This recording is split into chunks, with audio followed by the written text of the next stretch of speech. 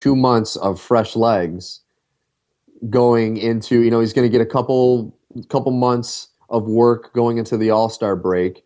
And then after the All-Star break, I wouldn't be surprised if he just cranks it and crushes everybody. Right. Can we? I know I'm biasing the show, but Oh God, you talk about the Lakers. Can we talk Lakers for a second here? Well, I love talking Lakers. I'll talk Lakers. They lose. I know it's preseason. I get it. They lose 116-75 last night. Mm-hmm. The first quarter score was 39-13.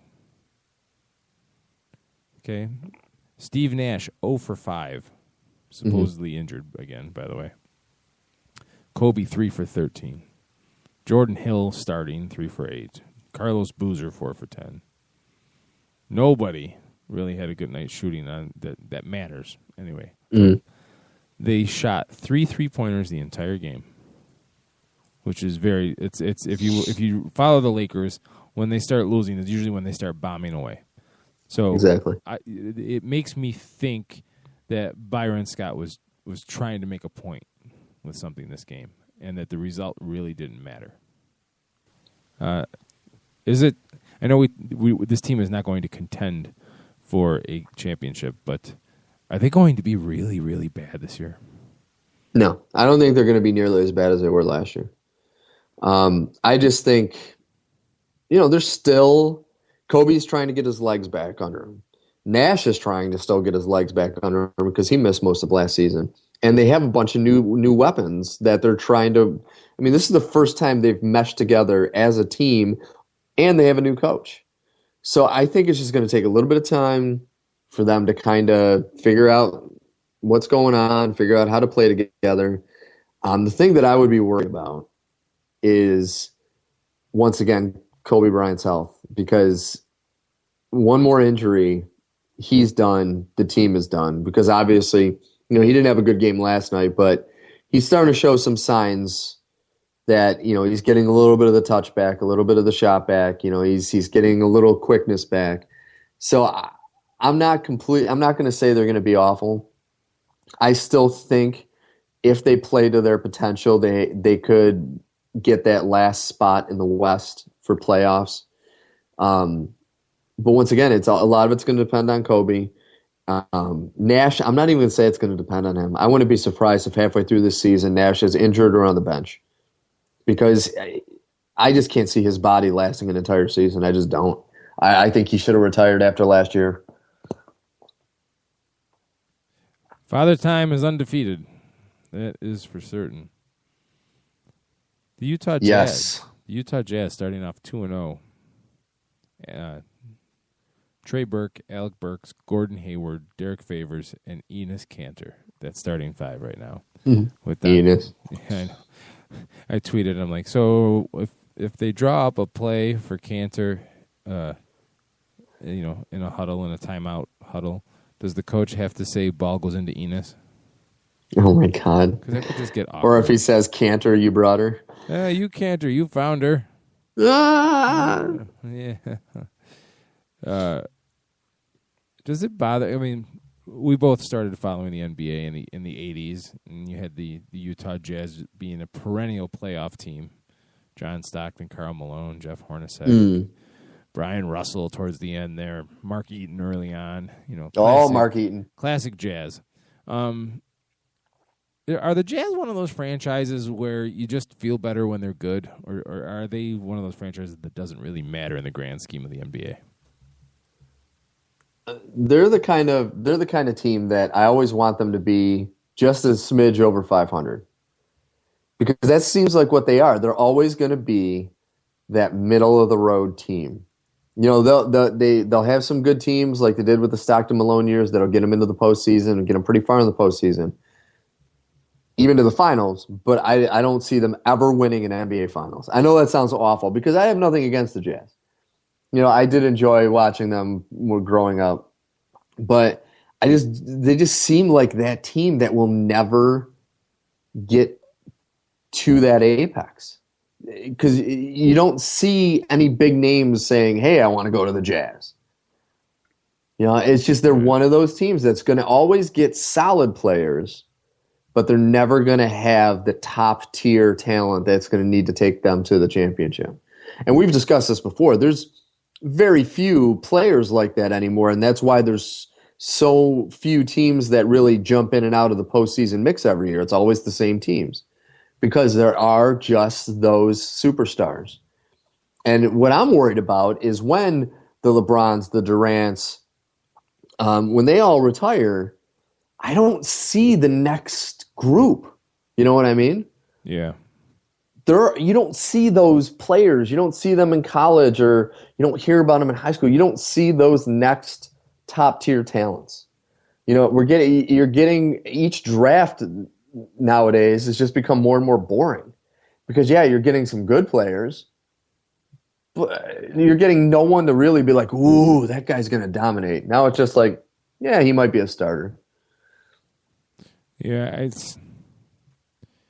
they're just you know what they are? They're the Western Conference's version of the Atlanta Hawks. Yeah, that's what they are. They really are. They're going to win 48 to 52 games and lose in the second round at best. Mm-hmm. But that's sad. The Atlanta Hawks just blow your mind because at times they are talented when they're not having racist executives. Oh my God. Sorry, I couldn't resist. For guys named Ferry. Yeah, the guy named Ferry talking smack. I mean, really? Come on, really? Okay. Oh my God. Gone to another level. We have, but reason number 3,246 that the preseason means nothing. Miami's 0-3 and the Clippers are 0-2. Yeah. It's just. But Miami being 0-3, I'm still not sold that they're going to be spectacular. So I'm not that surprised.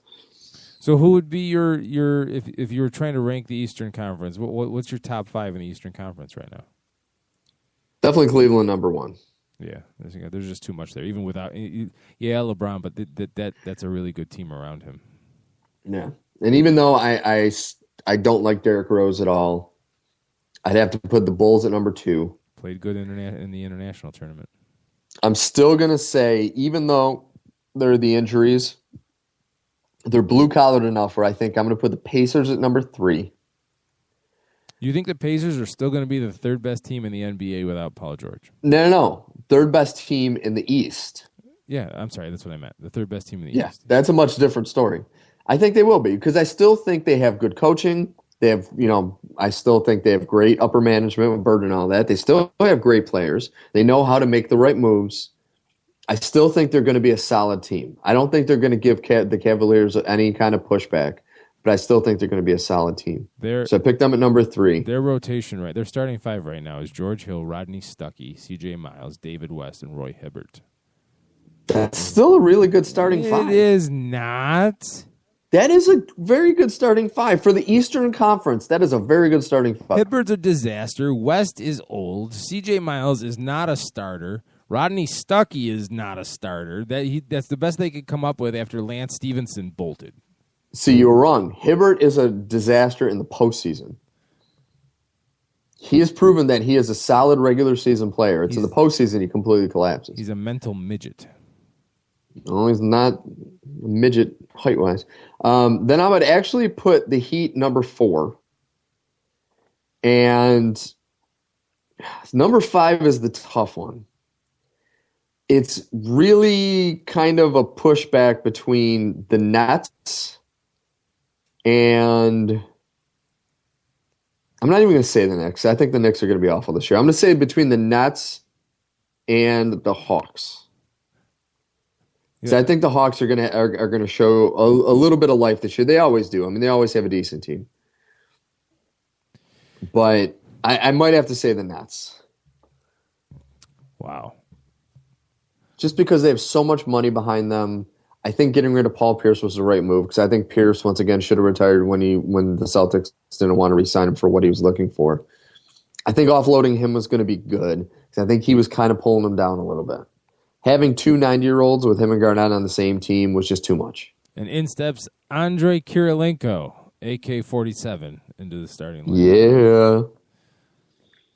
So. All right, but really, to me, it's the Cavaliers and the Bulls. Yeah, It really is. I don't think Indiana's going to matter at all. I think my top 5 would have to be Cleveland, Chicago, Miami.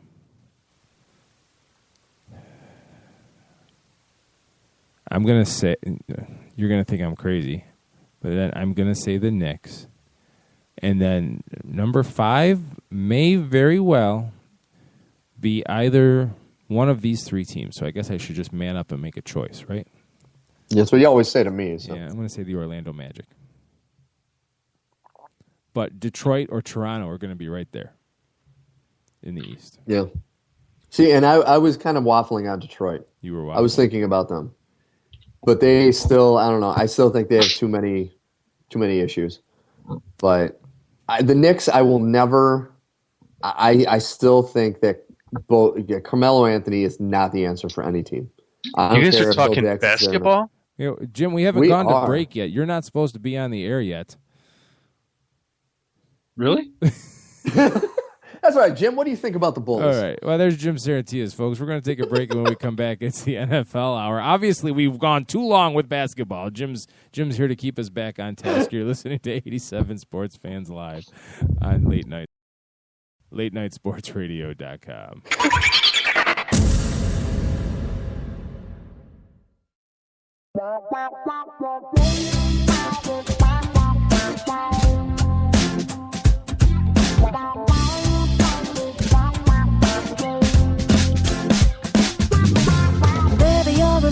Tell me what's a girl gotta do.